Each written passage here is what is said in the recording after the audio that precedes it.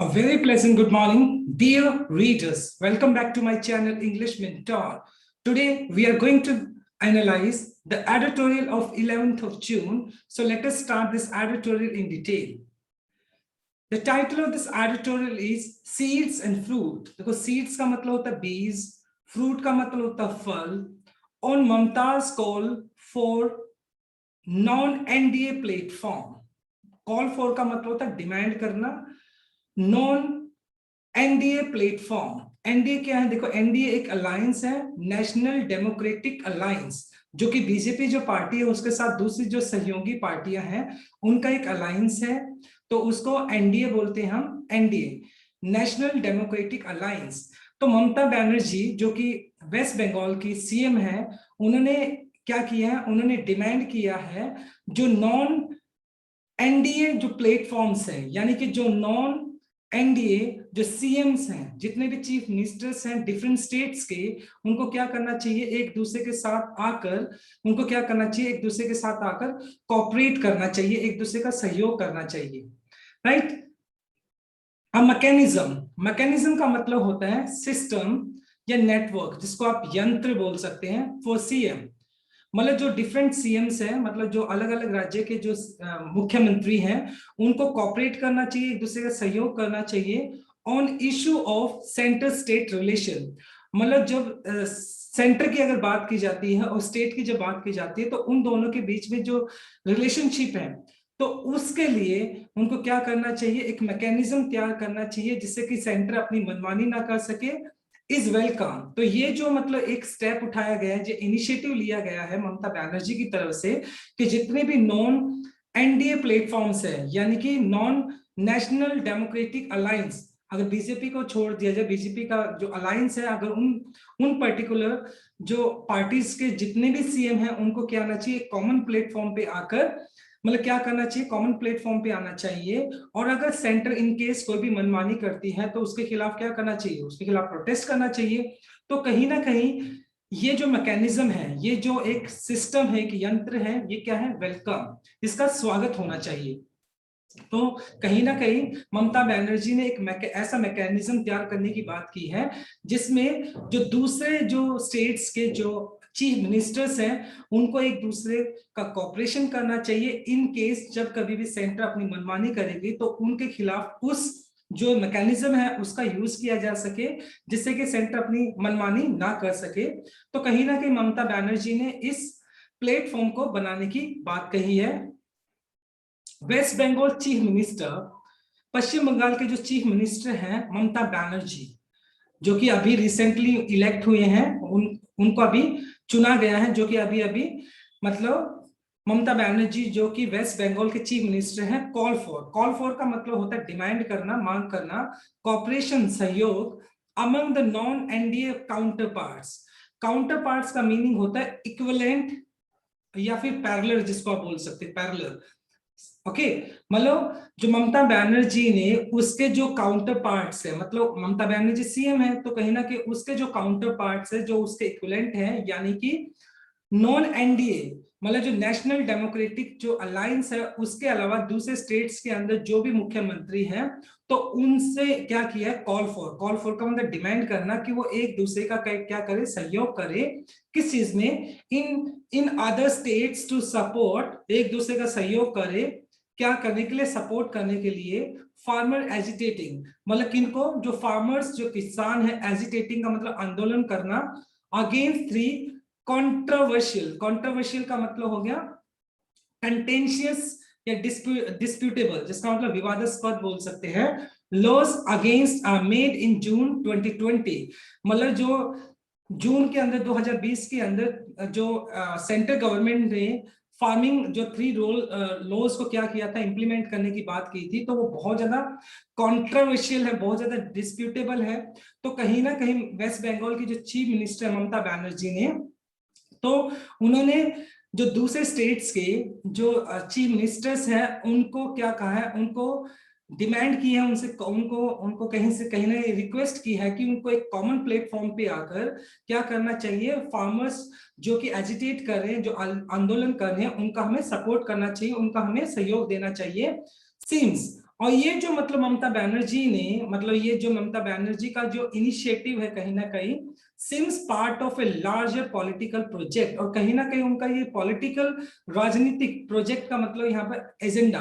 तो कहीं ना कहीं ममता बनर्जी का इस तरह का रिक्वेस्ट करना दूसरे सीएम से, मतलब जो अलग अलग राज्य के जो मुख्यमंत्री हैं उनसे इस तरह का रिक्वेस्ट करना कि वो एक कॉमन प्लेटफॉर्म पे आके सपोर्ट करें उन सभी फार्मर्स का जो कि क्या करें, एजिटेशन करें, आंदोलन कर रहे हैं उन 3 जो कंट्रोवर्शियल लॉज है, जो डिस्प्यूटेबल या विवादास्पद जो कि कानून है कृषि को लेकर। तो कहीं ना कहीं ममता बनर्जी का ये जो इनिशिएटिव है एक तरह से ये पॉलिटिकल एजेंडा लगता है, राजनीतिक एजेंडा लगता है उनका कहीं ना कहीं।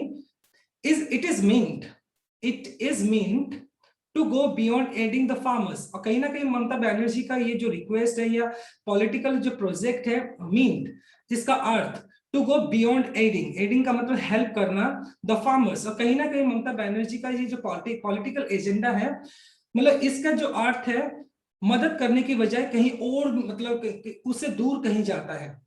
मतलब कहीं ना कहीं मदद तो है ही है लेकिन मदद के अलावा उसका मीनिंग क्या, बियॉन्ड एडिंग द फार्मर, लेकिन इसका मतलब कहीं और भी जाता है क्योंकि कहीं ना कहीं पॉलिटिकल एजेंडा भी दिखाई पड़ता है। हु फियर जो कि डरते हैं that these laws could make them more vulnerable. Vulnerable का मतलब हो गया अससेबल या सस्पेक्टेबल, मतलब जिसको आप बोल सकते हो वीक, कमजोर बनाना, बहुत ज्यादा कमजोर बनाना, week to market fluctuations. Fluctuations का मतलब हो गया वेरिएशंस या अप्स एंड डाउन, उतार चढ़ाव। अब मतलब इट इज मीन, इसका जो अर्थ है जो पॉलिटिकल की बात की जा रही है, पॉलिटिकल एजेंडा की बात की जा रही है, टू गो बियॉन्ड एडिंग, कि फार्मर्स को मतलब मदद करने के अलावा भी हु फियर, जो फार्मर किस बात को लेकर डर रहे हैं, हु फियर दीज लॉज, अगर ये जो डिस्प्यूटेबल लॉज को अगर इंप्लीमेंट कर दिया जाता है, कुड मेक देम, यानी इनका इनका क्या इंपैक्ट पड़ेगा उन फार्मर्स के ऊपर, उनको बहुत ज्यादा वीक कर देगा, कमजोर बना देगा, टू मार्केट फ्लैक्चुएशंस, मार्केट के जो उतार चढ़ाव होते हैं, तो ये जो फार्मर्स है उस मार्केट के जो इन्फ्लैक्चुएशंस है उनको क्या नहीं कर पाएंगे, उनको टॉलरेट नहीं कर पाएंगे और वो बहुत ज्यादा कमजोर हो जाएंगे। But the focus on the farm laws, but the focus का अगर ध्यान केंद्रित करना ऑन द फार्म लॉज, जो कृषि कानून है, विच आर गवर्नमेंट सेइंग, मतलब इन कृषि कानून के ऊपर मतलब फोकस करते हुए सरकार ने कहा वुड मेक फार्मिंग, उन्होंने इस बात का हवाला दिया, कहीं ना कहीं उन्होंने इस बात को एडवोकेट किया कि ये जो फार्मिंग जो लॉज हैं वो क्या करेंगे, मोर कॉम्पिटिटिव। इससे क्या होगा, मतलब ये जो फार्मिंग लॉ है ये एग्रीकल्चर को थोड़ा कॉम्पिटिटिव बना देगा। एंड रेमुनरेटिव का मतलब होता है गेनफुल, फायदेमंद, मतलब वेल पेड या गेनफुल, फायदेमंद। तो कहीं ना कहीं सरकार ने मतलब फार्मर्स को इस बात को लेकर कन्विंस करने की भी कोशिश की कि अगर इन केस अगर इन फार्मिंग लॉस है इनको अगर इंप्लीमेंट कर भी दिया जाता है तो इससे एग्रीकल्चर कॉम्पिटिटिव बनेगी और कहीं ना कहीं वेल पेड यानी गेनफुल, और इससे बहुत ज्यादा फायदा भी होगा। इज एन इंपॉर्टेंट स्टार्ट, और कहीं ना कहीं मतलब ये क्या एक इंपॉर्टेंट स्टार्ट है, एक शुरुआत है। तो कहीं ना कहीं सरकार ने फार्मर्स को क्या करने की कोशिश की थी, कन्विंस करने की कोशिश की थी कि वो जो फार्मिंग लॉज हैं ये किनके फेवर के अंदर, ये फार्मर्स के फेवर के अंदर है। वाइल द गवर्नमेंट रीइटरेट का मतलब रीस्टेटेड या मतलब देखो रीइटरेटेड का मतलब रिपीट करना या रीस्टेटेड करना, किसी बात को दोहराना। दिस वीक, और मतलब सरकार ने इस हफ्ते की ही अगर बात की जाए तो रीइटरेटेड का मतलब रीस्टेटेड, दोबारा से दोहराना, दिस वीक कि MSP minimum support price for various crops, अलग अलग जो फसलें होंगी उनके लिए जो मिनिमम सपोर्ट प्राइस डिसाइड किया गया है वुड कंटिन्यू। और कहीं ना कहीं जो सरकार है उसने फार्मर्स को कन्विंस करने की कोशिश की है, इस बात की श्योरिटी देने की कोशिश की है कि जो मिनिमम सपोर्ट प्राइस है अलग अलग फसलों के लिए वो कंटिन्यू रहेगा, मिनिमम सपोर्ट प्राइस को खत्म नहीं किया गया है। The fact remains that regardless of the merits of these laws, हालांकि जो फैक्ट है, जो तथ्य है, जो रियलिटी है वो अभी भी बनी हुई है, क्या, रिगार्डलेस मतलब no matter what, the merits का मतलब फायदे, एडवांटेज, दिस लॉज, हालांकि मतलब क्या कर सकते हैं, हालांकि ये जो फार्मिंग के जो अगर फार्मिंग लॉज की जिनकी बात की जाती है, नो मैटर व्हाट और द मेरिट्स, मतलब कोई फर्क नहीं पड़ता कि अगर इनके कुछ फायदे हैं, अगर इन लॉज के अगर कुछ फायदे भी हैं, दे वर मेड विदाउट, लेकिन प्रॉब्लम क्या थी, they were made without adequate, adequate का मतलब सफिशिएंट, कंसल्टेशन का मतलब डिस्कशन, बातचीत with the parties, states and stakeholders. देखिए मतलब, लेकिन प्रॉब्लम क्या रही, प्रॉब्लम तो ये रही ना कि मतलब ये जब ये कानून को इंट्रोड्यूस किया गया, तो इन कानून को इंट्रोड्यूस किया गया, तो इनको जब बनाया गया तो कहीं ना कहीं एक जो एडिक्वेट, एक उचित जो एक कंसल्टेशन, जो बातचीत होनी थी पार्टीज के लिए, जो डिफरेंट जो पॉलिटिकल पार्टीज है, सरकारें हैं, राज्य सरकारें हैं, या स्टेक होल्डर्स हैं, स्टेक होल्डर्स का मतलब जो पार्टनर्स हैं या एसोसिएट हैं, तो उनके साथ बातचीत की ही नहीं गई। और इन पर्टिकुलर जो फार्मिंग जो लॉज हैं, इनको क्या कर दिया गया, इंट्रोड्यूस कर दिया गया। तो कहीं ना कहीं सरकार की तरफ से ये चीज गलत थी। उनको क्या करना चाहिए था, जो दूसरी पॉलिटिकल पार्टीज हैं, जो स्टेट्स हैं और स्टेक होल्डर्स हैं, उनको भी क्या करना चाहिए था, उनको भी उनका भी ओपिनियन और उनके साथ कंसल्टेशन करनी चाहिए थी, और तब इनको इंप्लीमेंट किया जाना चाहिए था। तो सरकार की तरफ से भी कहीं ना कहीं ये एक शॉर्ट कमिंग रह गई, एक कमी रह गई, right. So this is the explanation of first slide. So my dear student, now let us discuss the grammar concept. Today I have introduced something new for you, which will definitely simplify article for you. आज मैंने आपके लिए कुछ नया करने की कोशिश की है, जिससे कि आपका आर्टिकल थोड़ा इजी हो जाएगा। So जो आपको ब्लू कलर के अंदर दिखाई पड़ रहे हैं, वो सारे के सारे आपके सब्जेक्ट रहेंगे, और जो ग्रीन कलर में दिखाई पड़ रहे हैं, वो सारे के सारे आपके मेन वर्ब रहेंगे, right. So in order to understand the article, so we need to identify the subject and verb. It means we have to work on subject verb agreement. तो कहीं ना कहीं हमें आर्टिकल को अगर समझना है, उसका ट्रांसलेशन को समझना है, तो हमें सब्जेक्ट वर्ब एग्रीमेंट का पता होना चाहिए, हमें पार्ट ऑफ स्पीच का पता होना चाहिए।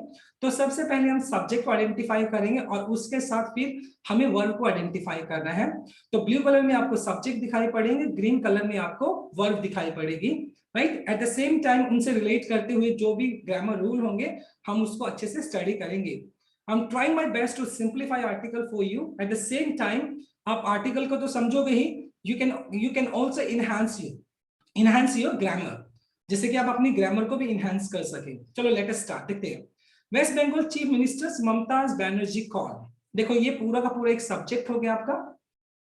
अब ये जो अपोस्ट्रोफी एस लगाया है, ये पोजीशन बताने के लिए किया जाता है।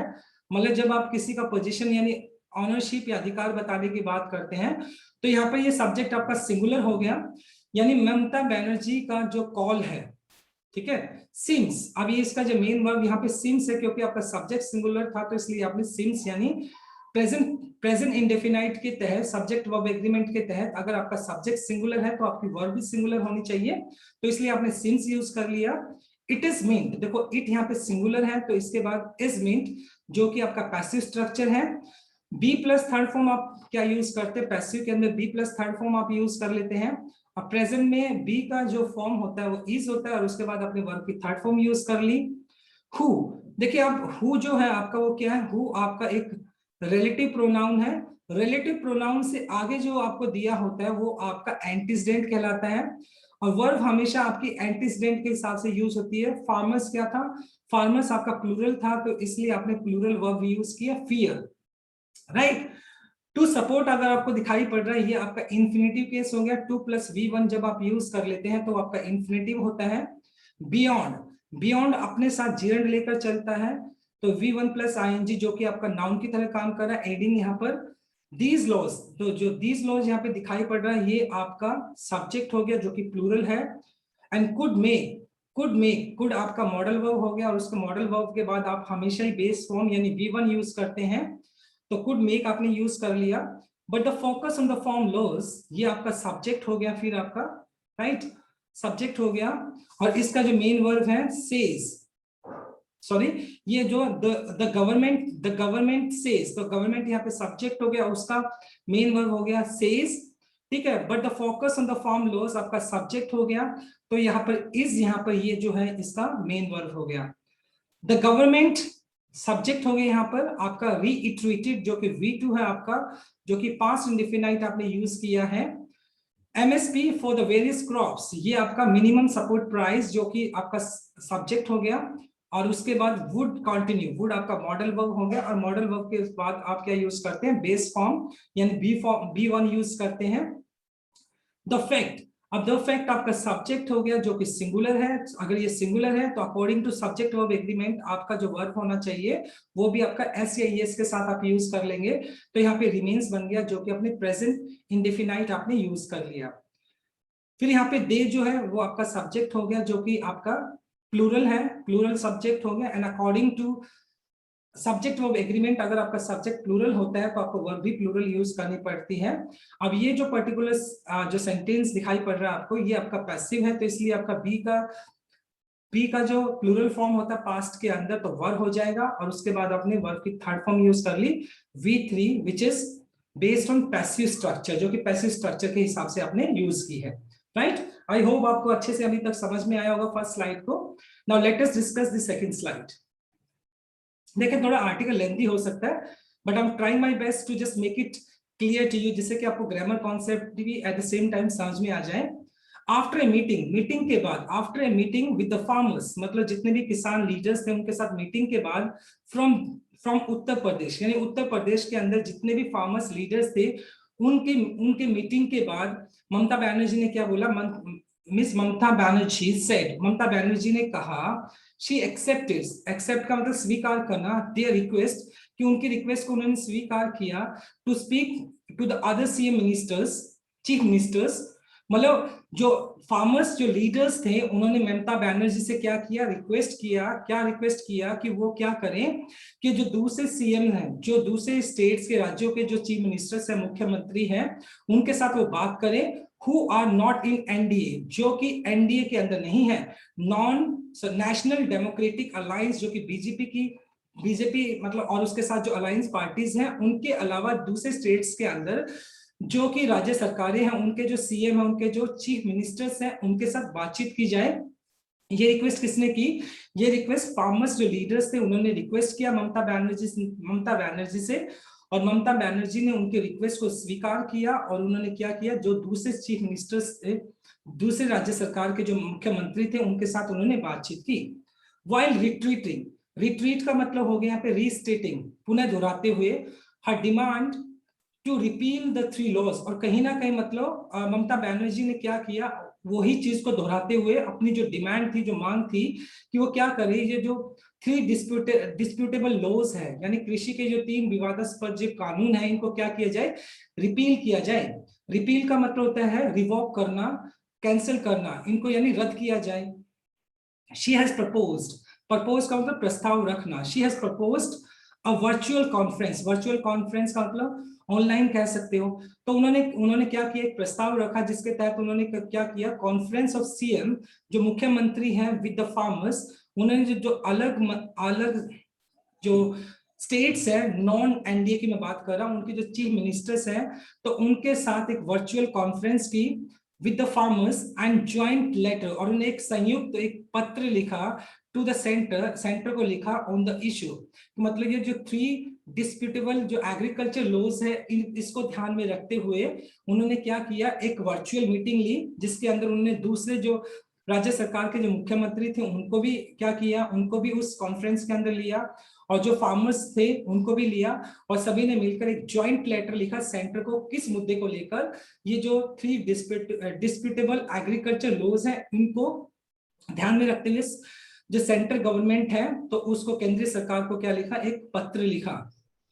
Many CM are likely to agree, likely to में पॉसिबली मतलब बहुत सारे जो सीएम हैं वो क्या है, मुख्यमंत्री है, लाइकली टू एग्री मतलब हो, शायद वो सहमत हो जाएंगे, विद हर मतलब शायद वो सहमत हो, ममता बनर्जी की जो ये जो एक डिमांड की है, शायद वो उससे सहमत हो, डिस्पाइट इसके बावजूद, पॉलिटिकल राइवलरीज का मतलब होता है कॉम्पिटिटिवनेस या फ्यूडिंग, मतलब होता है ना, प्रतिस्पर्धा होती है अमंग देम, जो कॉम्पिटिटिव जो मतलब क्या होते हैं, जो लीडर्स होते हैं उन लीडर्स के अंदर, हालांकि एक कॉम्पिटिटिवनेस होती है, एक प्रतिस्पर्धा होती है, हालांकि वो जो दूसरे लीडर्स थे अलग जो स्टेट्स के मतलब जो मुख्यमंत्री थे, उन ममता बनर्जी का उन सभी के साथ एक पॉलिटिकल एक कॉम्पिटिटिवनेस भी हो सकता है, लेकिन उसके बावजूद भी शायद वो उस कॉम्पिटिटिवनेस को साइड में रखते हुए राजनीतिक जो एक राइवलरीज है उसको साइड में रखते हुए शायद वो ममता बनर्जी की ये जो एक डिमांड की है कि मतलब क्या जो ये 3 डिस्प्यूटेबल लॉज है उसको क्या किया जाए, रिपील किया जाए, उसको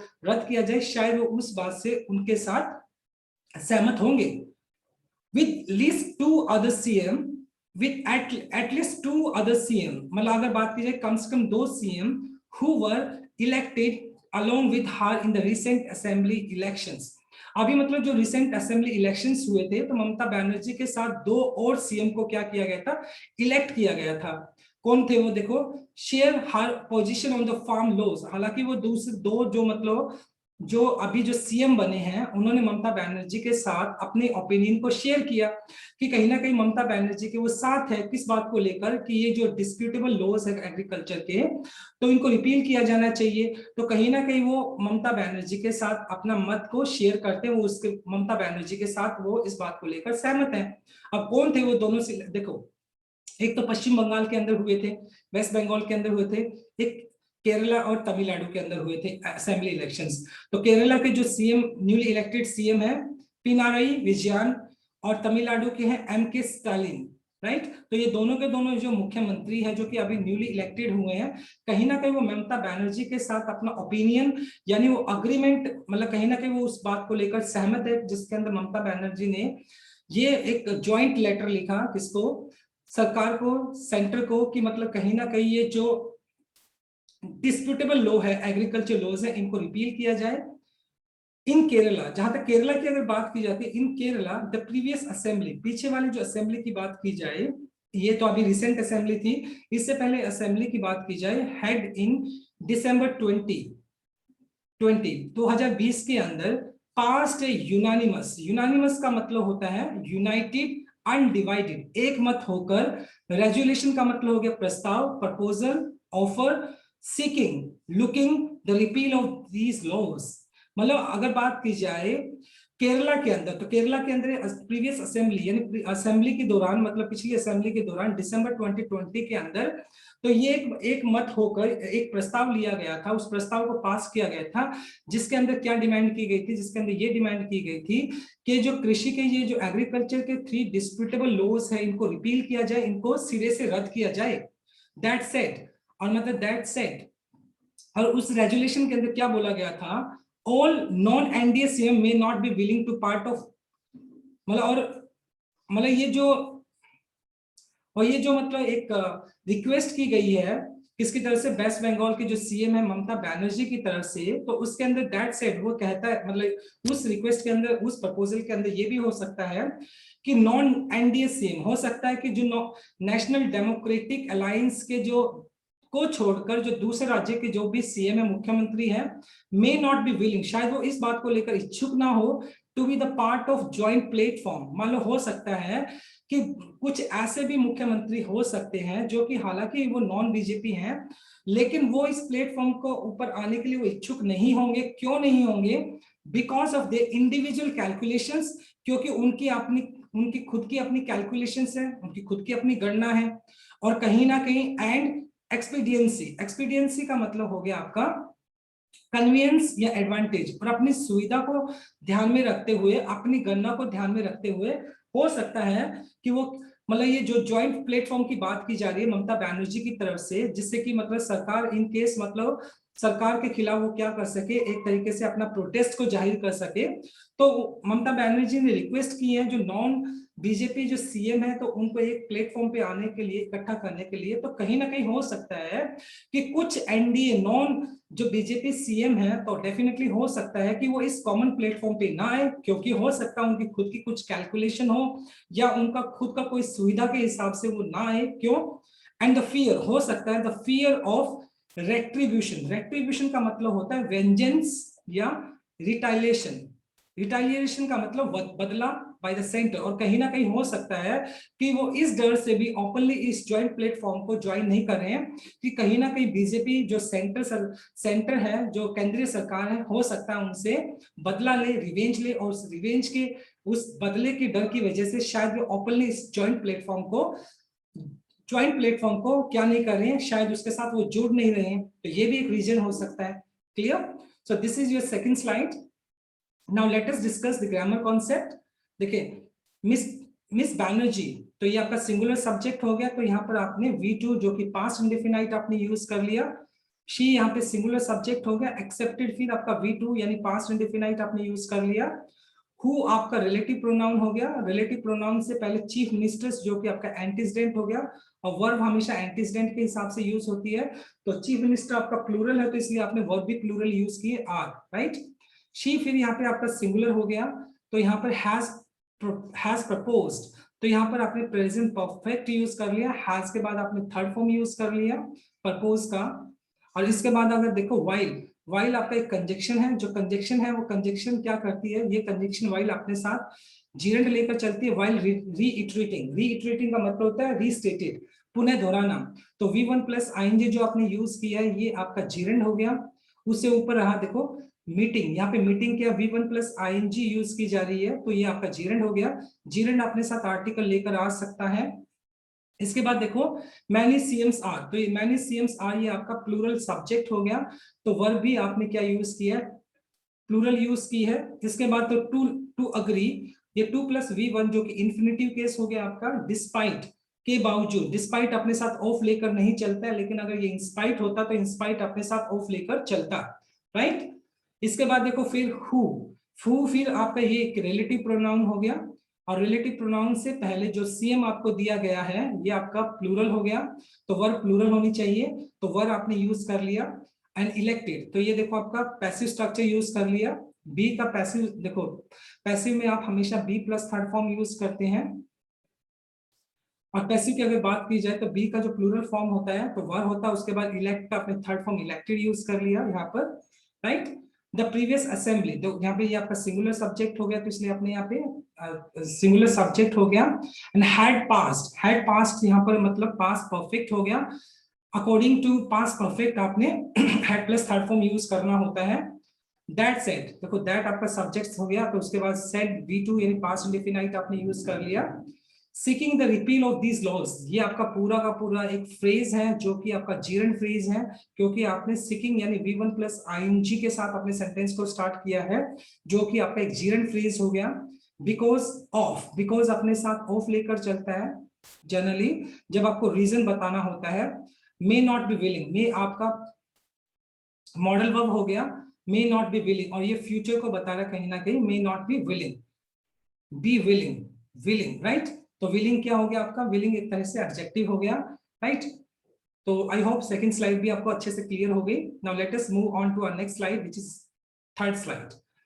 अगर बात की जाए दिल्ली अरविंद केजरीवाल यानी दिल्ली के जो सीएम हैं, दिल्ली के जो सीएम है अरविंद केजरीवाल, फॉर इंस्टेंस उदाहरण के तौर पर हैज सॉट, डिमांड करना, सॉट मतलब डिमांड करना, द सपोर्ट, उन्होंने डिमांड की थी दूसरे सीएम्स की, मतलब जो दूसरे मुख्यमंत्री हैं उनका, उन्होंने क्या किया था, उनका सहयोग के लिए उन्होंने क्या किया था, डिमांड की थी, रिक्वेस्ट की थी अगेंस्ट यूनिलेटरल का मीनिंग होता है वन साइडेड या वन वे, एक तरफा एक्शंस बाय द सेंटर।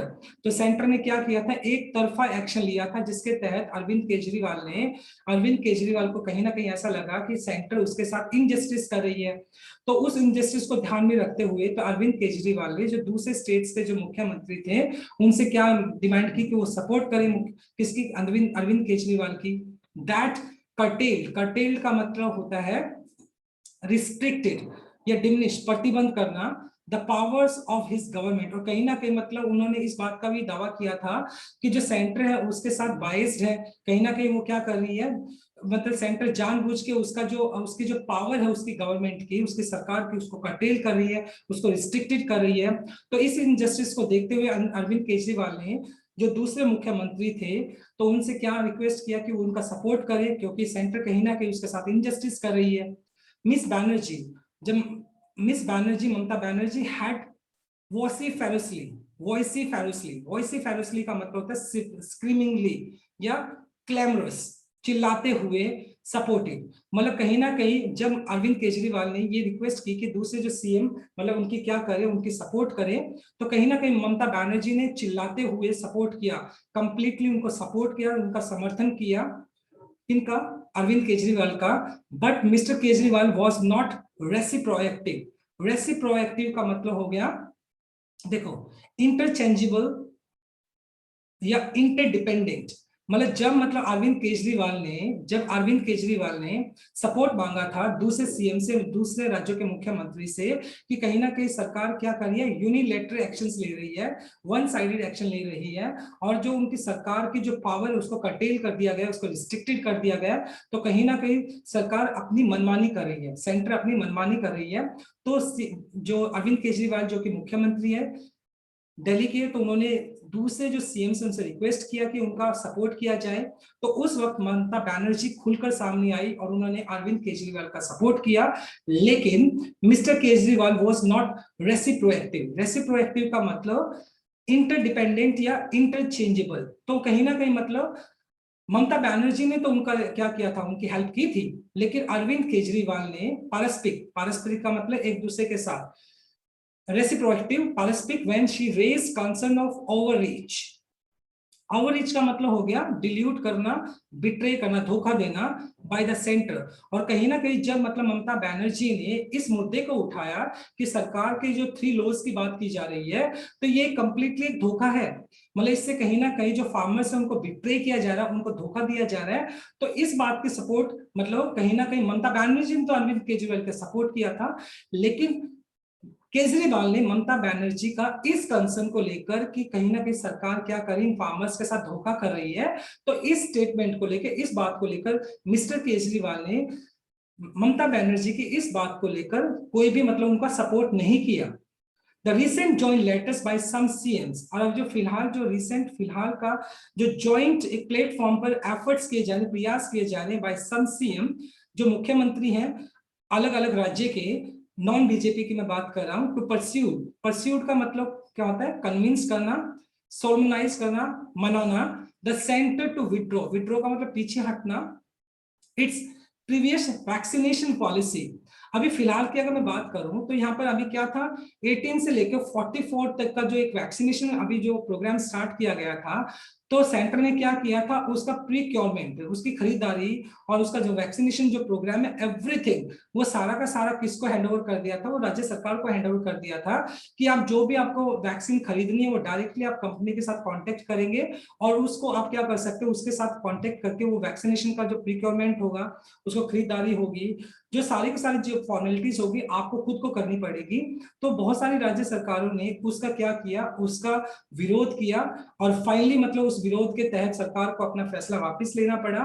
और अब जो वैक्सीन का प्रोक्योरमेंट होगा, उसकी खरीदारी होगी, वो किसकी होगी, वो राज्य सरकार की नहीं बल्कि सेंट्रल गवर्नमेंट की होगी, केंद्र सरकार की होगी। और केंद्र सरकार पहले वैक्सीन को खरीदेगी और उसके बाद उसका अलॉटमेंट राज्य सरकार को करेगी, और राज्य सरकार बाद में उसका वैक्सीनेशन, उसका जो पॉलिसी रहेगा, जो वैक्सीनेशन पॉलिसी रहेगा, उसके हिसाब से लोगों को वैक्सीनेट किया जाएगा। देखिए, the recent joint efforts by the some CM pursued the centre to withdraw its previous vaccination, जिसके अंदर क्या था, जिसके अंदर सरकार, राज्य सरकार क्या करेगी, वो सीधा कंपनीज के साथ कांटेक्ट करेगी और वैक्सीनेशन को प्रोक्योर करेगी, खरीदारी खुद करेगी, सेंटर का उसमें कोई लेना देना नहीं है।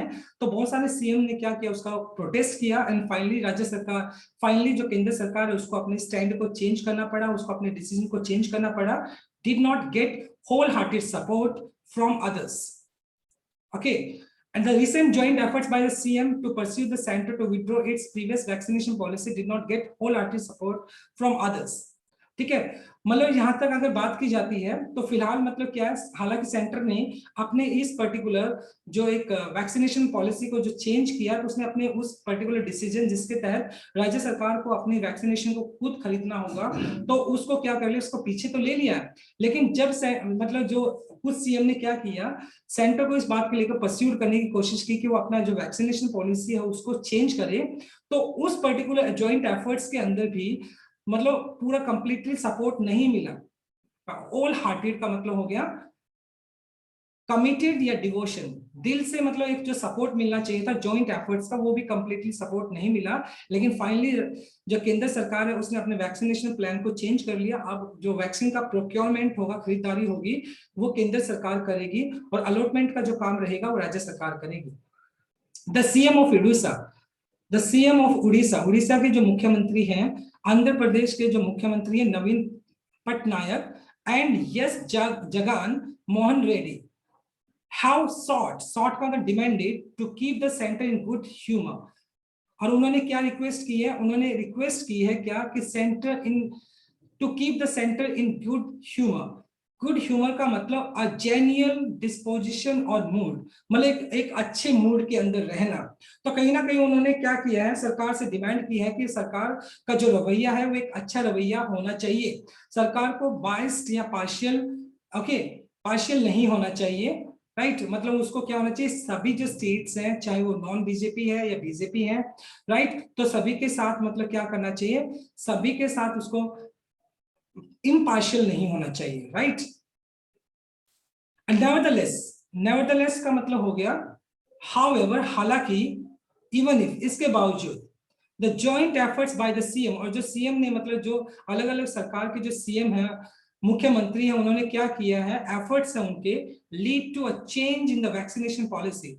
हालांकि मतलब देखो जैसे मैंने आपको बताया, तो उनके जो जॉइंट एफर्ट्स थे कि मतलब वैक्सीनेशन का जो प्रोक्योरमेंट का जो जो रिस्पॉन्सिबिलिटी है वो राज्य सरकार की ना होकर बल्कि सेंटर की होनी चाहिए। एंड फाइनली सेंटर को, फाइनली केंद्रीय सरकार को अपना जो वैक्सीनेशन था उसका जो पॉलिसी था उससे पीछे हटना पड़ा, और कहीं ना कहीं जो कि राज्य सरकार को उसने खरीदारी के लिए प्रोक्योरमेंट का, वैक्सीनेशन प्रोक्योरमेंट का रिस्पॉन्सिबिलिटी दिया हुआ था, वो वापस से केंद्र सरकार को अपने पास रखना पड़ा। Joint strategy on farm laws, और जहां तक जॉइंट स्ट्रेटेजी, स्ट्रेटेजी का मतलब प्लानिंग, रणनीति बोल सकते हो, ऑन फार्म लॉज, जहां तक मतलब ये फॉर्म लॉ, जो फार्म लॉज है, एग्रीकल्चर जो लॉज है, यानी कृषि कानून है, could be more difficult.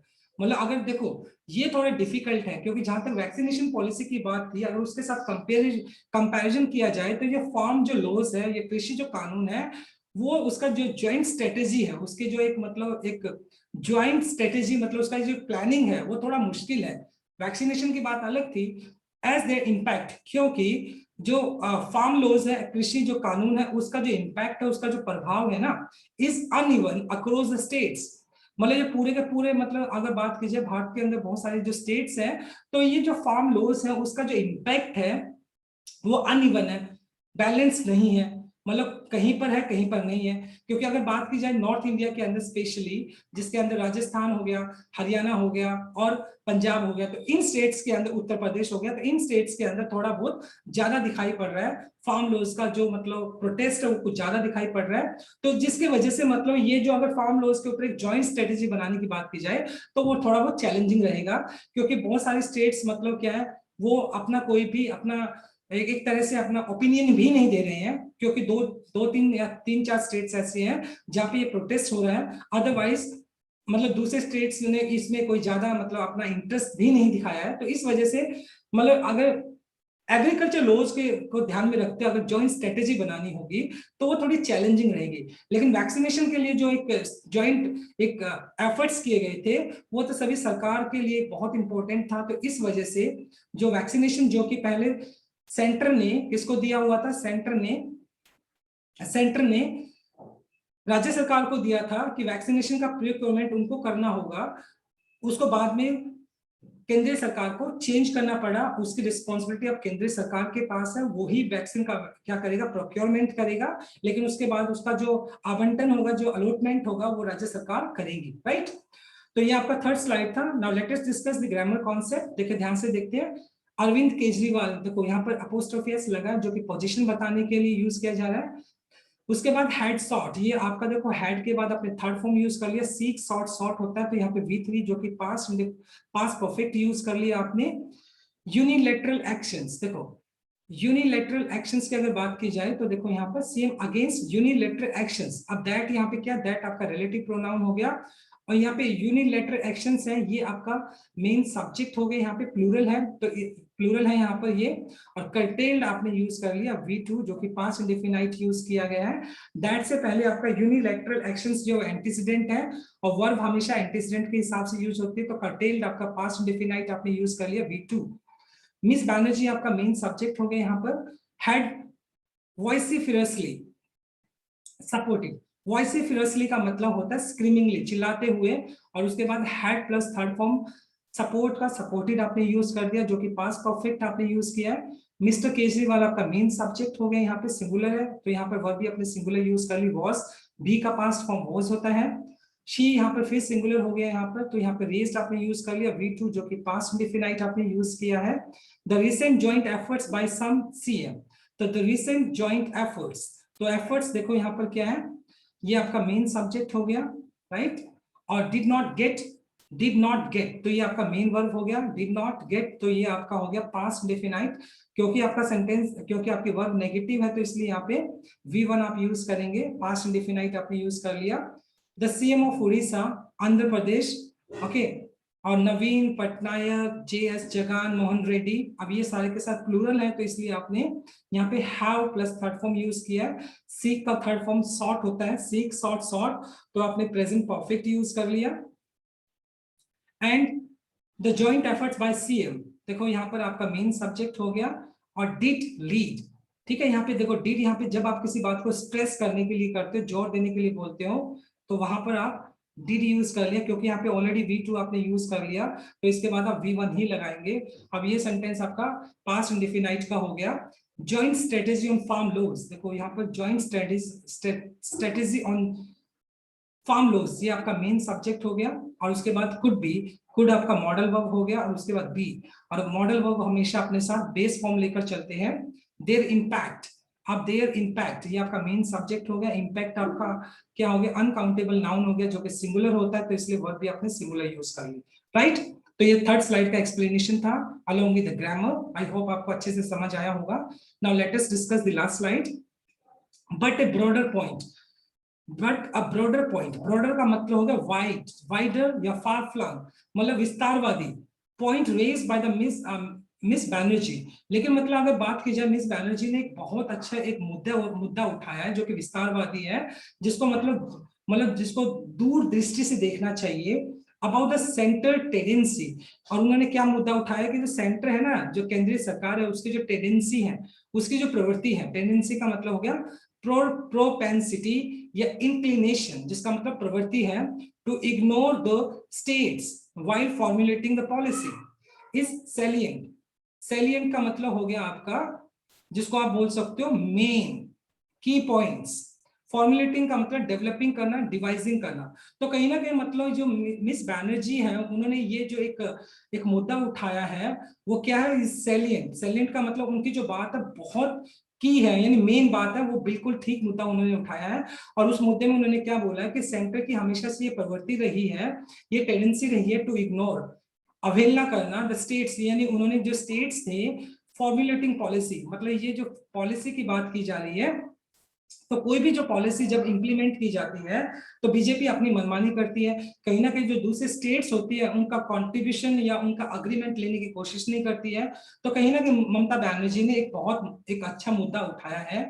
She has called for का मतलब डिमांड करना, okay, continuing mechanism for CM to cooperate on issues of states centre relation. और कहीं ना कहीं उन्होंने क्या किया, कॉल फॉर, रिक्वेस्टेड, कहीं ना कहीं उन्होंने इस बात का डिमांड किया है कि कंटिन्यूइंग, एक लगातार एक मैकेनिज्म, एक ऐसा सिस्टम होना चाहिए, सभी सीएम को कॉपरेट करना चाहिए, एक ऐसा सिस्टम उन्होंने, एक ऐसा सिस्टम उनको क्या करना चाहिए, डेवलप करना चाहिए, सभी सीएम को एक दूसरे का कॉपरेशन करना चाहिए on issues of centre state relation. मानो कि अगर मान लो केंद्र सरकार और राज्य सरकार को, मतलब राज्य सरकार के जो रिलेशन है, अगर उनमें किसी भी तरह का इश्यू आता है, कोई भी डिस्प्यूट आता है, तो जो जो दूसरे सरकार, जो राज्य सरकार के जो सीएम है, उनको एक मैकेनिज्म तैयार करना चाहिए जिससे कोई एक दूसरे को कॉपरेट कर सके। इन केस अगर सेंटर अपनी मनमानी करने की कोशिश करता है तो वो एक दूसरे को सपोर्ट कर सके।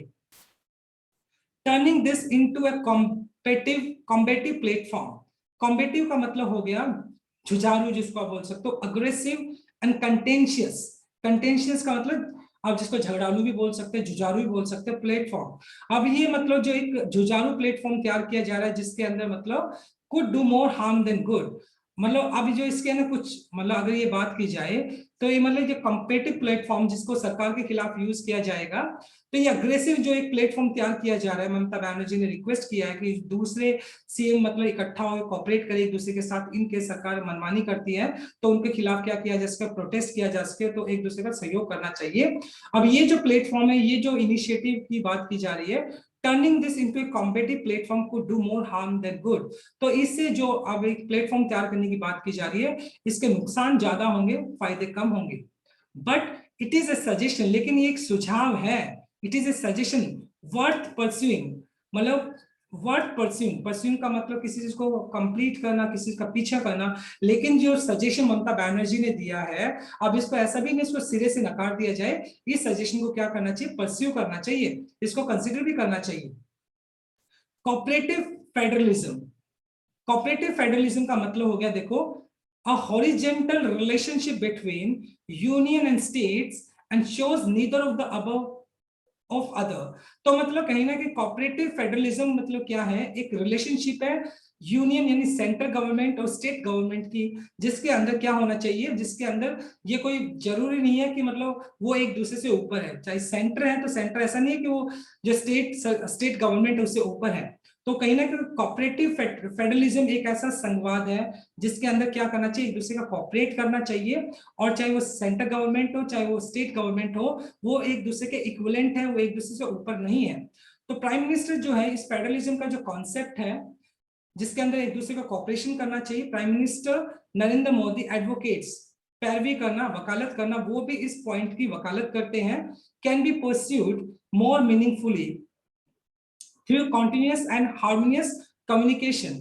और मतलब वो इस बात की क्या करते हैं, इस बात को परस्यू करते हैं, इस बात को क्या करते हैं, इस बात का वो भी फॉलो करते हैं कि वो इस बात का एडवोकेट करते हैं कि एग्जैक्टली मतलब एक क्या होना चाहिए, एक कोऑपरेटिव फेडरलिज्म होना चाहिए, एक दूसरे के कोऑपरेशन होना चाहिए, वो सेंट्रल गवर्नमेंट का या स्टेट गवर्नमेंट का, एक दूसरे के ये क्या होना चाहिए, एक दूसरे के लिए एक कोऑपरेशन होना चाहिए। और वो भी इस बात को एडवोकेट करते हैं मोर मीनिंगफुली थ्रू कॉन्टिन्यूअस, लगातार, एंड हार्मोनियस। हार्मोनियस का मतलब हो गया बैलेंस्ड एंड कोऑर्डिनेटेड। कम्युनिकेशन का मतलब डिस्कशन विद द सीएम, और वो भी मतलब इस फेडरलिज्म, कोऑपरेटिव फेडरलिज्म की बात करते हैं, और वो कहते हैं, वो इस बात की वकालत करते हैं कि हमें इसको परस्यू करना चाहिए, एक दूसरे का कोऑपरेशन करना चाहिए, जिससे लगातार एंड हार्मोनियस, हार्मोनियस का मतलब एक बैलेंस्ड और कोऑर्डिनेटेड, एक दूसरे का सहयोग करते हुए विद द सीएम, हमें क्या करना चाहिए, कम्युनिकेशन करना चाहिए, एक दूसरे से बात करते हुए हमें इस कोऑपरेटिव फेडरलिज्म को क्या करना चाहिए, हमें परस्यू करना चाहिए, इसको हमें फॉलो करना चाहिए, इसका पालन करना चाहिए। तो प्राइम मिनिस्टर जो है वो भी इस बात को एडवोकेट करते हैं, वो भी इस बात का क्या करते हैं, पैरवी करते हैं। A conversation on the farm laws, conversation का मतलब डिस्कशन हो गया, बातचीत ऑन द फॉर्म लॉज, मतलब ये जो एग्रीकल्चर कानून है, जो कृषि कानून है, could be a good beginning. और अगर मतलब स्टेट गवर्नमेंट दूसरे सरकार मतलब जो सेंट्रल गवर्नमेंट, अगर जो स्टेट गवर्नमेंट्स है, जो केंद्रीय सरकार, अगर जो दूसरे राज्य सरकार के जो मुख्यमंत्री हैं, अगर उनको उनको लेकर अगर फार्म लॉज को, कृषि जो कानून है उनको लेकर अगर बातचीत को दोबारा स्टार्ट करती है, could be a good beginning, तो ये एक बहुत अच्छी शुरुआत हो सकती है। हो सकता है जो फार्मर्स प्रोटेस्ट कर रहे हैं इतने दिनों से, तो हो सकता है उसका कोई सॉल्यूशन निकल जाए। बट सेंटर को भी इस बात को एडमिट करना होगा, कहीं ना कहीं जब वो पॉलिसी अपनी कोई भी इंप्लीमेंट करते हैं, तो उनको स्टेक होल्डर, स्टेट गवर्नमेंट और जितने भी लोग उस पर्टिकुलर पॉलिसी से इंपैक्ट होने वाले, तो उनका भी एग्रीमेंट, उनका भी क्या होना चाहिए, उनका भी उनके साथ भी बातचीत करनी चाहिए, जिससे कि इस तरह की कंफ्लिक्ट पैदा ना हो। So this is the explanation of the slide. Now let us discuss the grammar concept. देखिए, but a broader point raised by Miss Banerjee, ये आपका सब्जेक्ट हो गया, और ये सिंगुलर सब्जेक्ट हो गया, क्योंकि बट ए ब्रॉडर पॉइंट आपका सिंगुलर सब्जेक्ट है, तो इस यहाँ पर आपने मेन वर्ब यूज कर लिया। शी आपका फिर सिंगुलर सब्जेक्ट हो गया, has called for, called for का मतलब होता है वैसे डिमांड करना, ये प्रेजेंट परफेक्ट हो गया। तो हैज के बाद आपने थर्ड फॉर्म यूज कर लिया क्योंकि आपका सब्जेक्ट शी है। कंटिन्यू मैकेनिज्म, मैकेनिज्म आपका नाउन हो गया, तो कंटिन्यूइंग मतलब V1 प्लस आईएनजी, जो कि आपका प्रेजेंट पार्टिसिपल एडजेक्टिव की तरह काम कर रहा है। Turning this into A competitive platform, तो ये आपका पूरा का पूरा एक जीरंड फ्रेज हो गया जो कि सिंगुलर है। कुड आपका मॉडल वर्ब हो गया, डू आपका बेस फॉर्म हो गया, मॉडल वर्ब अपने साथ बेस फॉर्म लेकर चलते हैं। इट इज अ सजेशन, तो देखो यहाँ पे इट आपका सिंगुलर सब्जेक्ट हो गया, तो अपने साथ वर्ब भी इज ले लिया इसने।